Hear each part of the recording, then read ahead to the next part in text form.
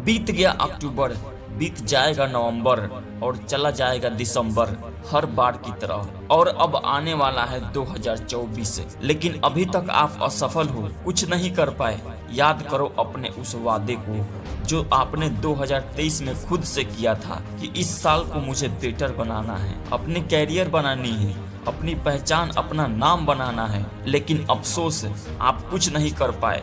आप उस समय भी जीरो थे और आज भी जीरो हो। अगर आने वाले नए साल 2024 में आपको सफल होना है तो इस वीडियो को लास्ट तक देखना, क्योंकि ये वीडियो ना कि 2024 को बल्कि आपके पूरे जिंदगी को बदल के रख देगा। सबसे पहले, आप जिनके साथ ज्यादा वक्त बिताते हो, आपकी जिंदगी भी उन्हीं लोगों की तरह हो जाती है, क्योंकि आपके दोस्तों की आदतों का असर आपके ऊपर पड़ता है।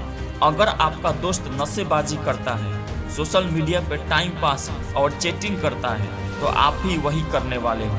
अगर वही आपका फ्रेंड रोज किताबें पढ़ते हैं, एक्सरसाइज करते हैं, हमेशा पॉजिटिव बातें करते हैं और खुश रहते हैं, तो आप भी वैसा ही एक्ट करोगे। इसलिए अपनी लाइफ बदलना चाहते हो तो बुरी आदतों वाले फ्रेंड को त्यागना पड़ेगा। 2024 आने से पहले अपना माइंड सेट बदल दो।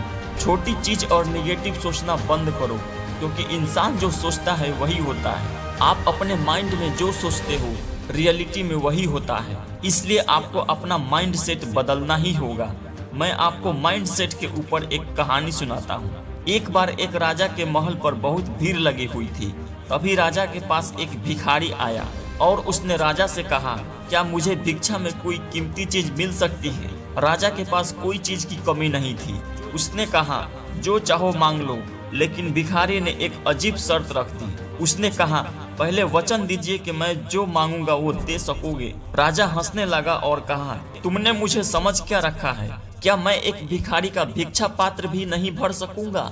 और राजा ने शर्त मान ली। फिर भिखारी भी हंसा और उसने कहा, महाराज एक बार फिर सोच लीजिए, क्योंकि मालूम नहीं कितने लोगों ने यह शर्त स्वीकार की और इसे पूरा नहीं कर पाए।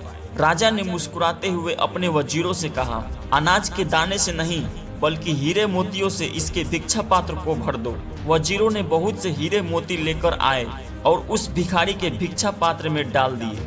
भिक्षा पात्र में डालते ही वो हीरे मोती कहीं खो गए और भिक्षा पात्र खाली का खाली रहा।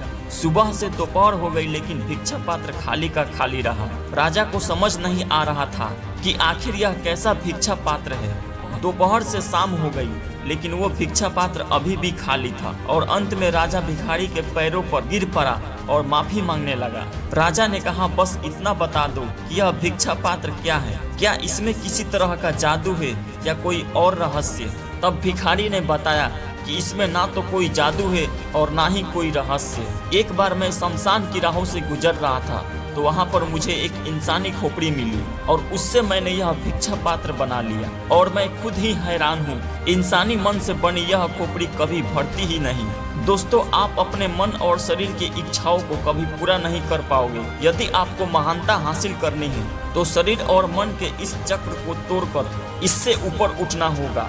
लोग सिर्फ इस भ्रम में जीते हैं कि शायद कल से मेरा मन इच्छाओं से भर जाएगा, लेकिन ईश्वर ने मन को बनाया ही इस तरह से है कि उसे कभी नहीं भरा जा सकता। हमारा मन किसी न किसी लालच में फंसाए रखता है और हमें हमारे लक्ष्य से दूर कर देता है। जो लोग अपने मन को कंट्रोल करके लगातार अपनी सफलता के लिए कार्य करते हैं, वही लोग दुनिया में आगे बढ़ पाते हैं। इसलिए अपने मन को ऐसी चीजों से हमेशा दूर रखो जो आपके जीवन में मुसीबत खड़ी कर सकती है। अपनी माइंड सेट हमेशा पॉजिटिव रखो, चीजें अपने आप बदलने लगेगी। जो भी आप करने को सोचते हैं, जो करना चाहते हो, उसे आज से ही स्टार्ट कर दो, क्योंकि हम रुक जाते हैं लेकिन टाइम कभी नहीं रुकता, ये हमेशा चलता रहता है। इसलिए जो करना है उसे तुरंत कर डालो।